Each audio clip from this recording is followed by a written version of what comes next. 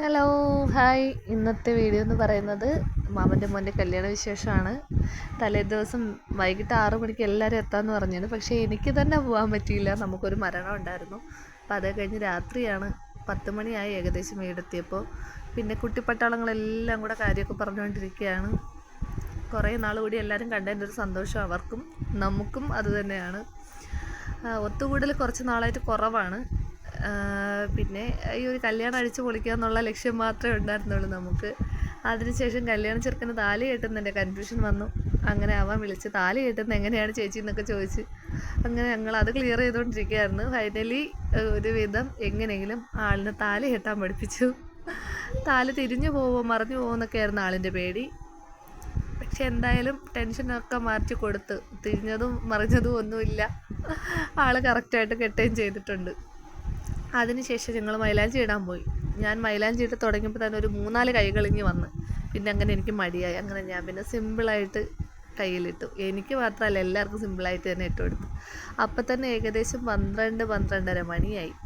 പിന്നെ എല്ലാവർക്കും ഉറങ്ങണം. പിന്നെ രാവിലെ എഴുന്നേൽക്കണം. 8:30ക്കാണ് നമുക്ക് പോകാനുള്ളത്. അപ്പം പിള്ളേരെയൊക്കെ ഒരുക്കണമെങ്കിൽ നമ്മൾ നേരത്തെ എണീക്കണമല്ലോ. അപ്പോൾ അതുകൊണ്ട് എല്ലാവർക്കും അങ്ങനെ മൈലാഞ്ചി വലുതായിട്ടൊന്നും ഇടുന്നില്ല. സിമ്പിളായിട്ട് ഇട്ട് തരാമെന്ന് പറഞ്ഞിട്ട് എല്ലാവർക്കും മൈലാഞ്ചിയൊക്കെ ഇട്ട് കൊടുത്തിട്ട് ഞങ്ങൾ ഉറങ്ങാൻ കിടന്നു.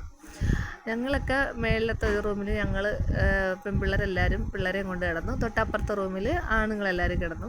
താഴെ അമ്മമാർ ബേച്ചുകളെല്ലാം താഴത്തെ റൂമിലായിരുന്നു. അങ്ങനെ ഞങ്ങൾ ഉറങ്ങാൻ കിടന്ന രംഗങ്ങളാണ് ഇതൊക്കെ. എല്ലാവരും കൈ വെച്ചേക്കുന്നുണ്ട് മൈലാഞ്ചി ഇട്ടിട്ട്.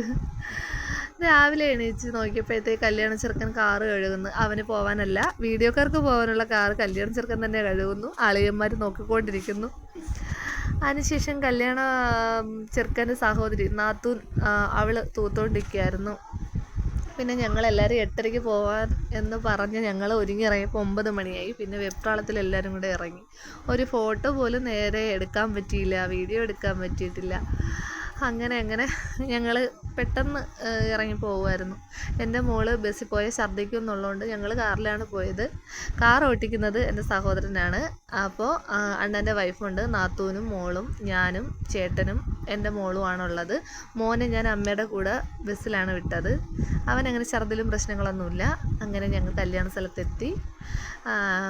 സാരിയൊക്കെ മാറി കല്യാണ പെണ്ണ് മണ്ഡപത്തിൽ കയറി. അങ്ങനെ ഞങ്ങൾക്കൊന്നും ഇരിക്കാൻ സ്ഥലം കിട്ടിയില്ല. ഞങ്ങൾ നാത്തൂന് സാരി ഉടുപ്പിക്കാൻ പോയ സമയത്ത് നമുക്ക് സീറ്റൊന്നും കിട്ടിയില്ല. അങ്ങനെ ഞങ്ങൾ ഈ സൈഡിൽ നിൽക്കുകയാണ് എല്ലാവരും കൂടെ. അങ്ങനെ അവിടെ നിന്ന് നമ്മൾ ഫോട്ടോയും വീഡിയോയും ഒക്കെ എടുത്തു. കുറച്ച് പേരൊക്കെ സീറ്റ് കിട്ടി. 1-2 പേരൊക്കെ അതിൽ മിസ്സിങ് ആണ്. അവരൊക്കെ അവിടെ ഇരിപ്പുണ്ട്. ഞങ്ങളെല്ലാവരും ഒരേ മോഡൽ സാരി പല കളറാണ് എടുത്തത്. അതിനുശേഷം എൻ്റെ മോളെയും കൊണ്ട് ചേട്ടൻ വന്നു. പിന്നെ എനിക്ക് വീഡിയോ ഒന്നും അങ്ങനെ ഒരുപാട് എടുക്കാൻ പറ്റിയില്ല. മോളുള്ളതുകൊണ്ട് ഒന്നിനും സമ്മതിച്ചൊന്നുമില്ല. ചൂടും അങ്ങനെ ഭയങ്കര നിർബന്ധമൊക്കെ ആയിരുന്നു. അങ്ങനെ നമ്മുടെ ചെറുക്കൻ കല്യാണം കഴിച്ചിരിക്കുകയാണ്. ഇനി ഞങ്ങൾക്ക് ഇപ്പോഴൊന്നും ഒരു കല്യാണമില്ല. ഇനി 2-3 വർഷം കഴിഞ്ഞേ കല്യാണമുള്ളൂ. അപ്പോഴത്തേക്ക് ഓരോരുത്തർ കല്യാണ പ്രായമാവുള്ളൂ. അങ്ങനെ ലാസ്റ്റ് കല്യാണമാണ്. അങ്ങനെ അതിനുശേഷം ഞങ്ങൾ ഫോട്ടോ എടുക്കാൻ പോയി. ഫോട്ടോ എന്നും എടുത്തൊക്കെ ഒന്നും കിട്ടിയതൊന്നുമില്ല. ഇതിപ്പം അളിയന്മാരും ചേട്ടന്മാരും കൂടെ കയറി നിന്നൊരു ഫോട്ടോ എടുത്തപ്പോൾ ഞാൻ ഒരു വീഡിയോ എടുത്താണ്. ഞങ്ങൾ ഇന്നപ്പോൾ ആരൊക്കെ ഫോട്ടോ എടുത്ത് തന്നു. പക്ഷേ വീഡിയോ ഒന്നും എടുക്കാൻ എനിക്ക് പറ്റിയില്ല. പിന്നെ ഞങ്ങൾ ചോറ് കഴിക്കാനുള്ള തള്ള്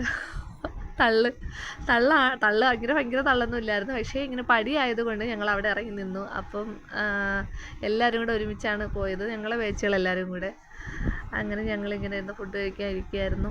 അപ്പം എൻ്റെ മോൾക്ക് ഒരില തന്നെ വേണമെന്ന് പറഞ്ഞ് അവൾ ആ ഒരു ഇലക്കകത്തിരുത്തി. പിന്നെ എൻ്റെ അടുത്തിരിക്കുന്ന ചേച്ചിയുടെ മോനാണ്. അവൻ ഒരിക്കലും മോഹം തരില്ല എന്ന് പറഞ്ഞുകൊണ്ട് ഞാൻ അവനെ മോഹം കാണിക്കാൻ വേണ്ടി നോക്കിയതാണ്. പക്ഷേ മോഹം ക്ലിയറായിട്ട് കിട്ടിയില്ല. പിന്നെ ചേച്ചിയുടെ മക്കൾ എല്ലാവരും കൂടെ ഇരുന്ന് ഫുഡൊക്കെ കഴിച്ച് 3:15-നാണ് പെണ്ണിനെ വീട്ടിൽ കൊണ്ട് കയറുന്നത്. അപ്പോൾ അതുകൊണ്ട് അതിന് മുന്നേ ഞങ്ങൾക്ക് പോകണമെന്നുള്ളത് കൊണ്ട് ഞങ്ങൾ ഫുഡ് കഴിച്ച ഉടനെ പോയി. അങ്ങനെ പെണ്ണ് വീട്ടിലെത്തി. അതിനുശേഷം 4 മണിക്ക് റിസപ്ഷൻ ആയതുകൊണ്ട് പെട്ടെന്ന് തന്നെ മേക്കപ്പ് ചെയ്യേണ്ട ആവശ്യമുള്ളത് കൊണ്ട് ഫോട്ടോഷൂട്ടിനൊന്നും പിന്നെ അവിടെ സമയം കളഞ്ഞില്ല. പിന്നെ പെണ്ണിനും ചെറുക്കനും പാലും പഴവും കൊടുക്കുകയാണ് മാമി.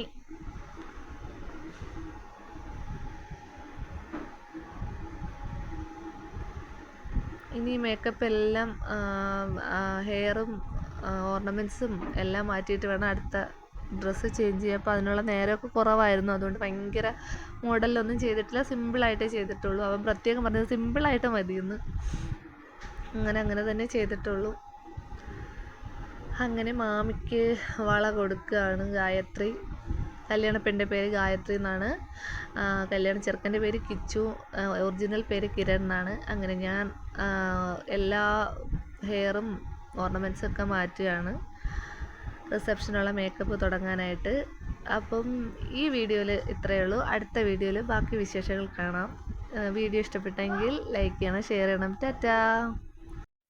സബ്സ്ക്രൈബ് ചെയ്യാനും മറക്കരുത്. പിന്നെ ലാസ്റ്റ് ഞാൻ കുറച്ച് ഫോട്ടോ ആഡ് ചെയ്തിട്ടുണ്ട്. നമുക്കല്ലാതെ ഫോട്ടോ എടുക്കാനുള്ള നേരമൊന്നും കിട്ടിയില്ല. അപ്പോൾ അതുകൊണ്ട് ഞങ്ങൾ ഫോണിലെടുത്ത കുറച്ച് ഫോട്ടോസുകളാണ് ഇതൊക്കെ.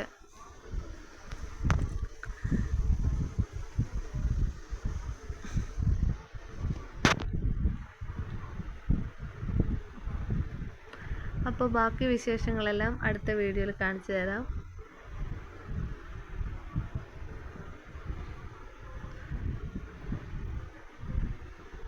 Okay, by.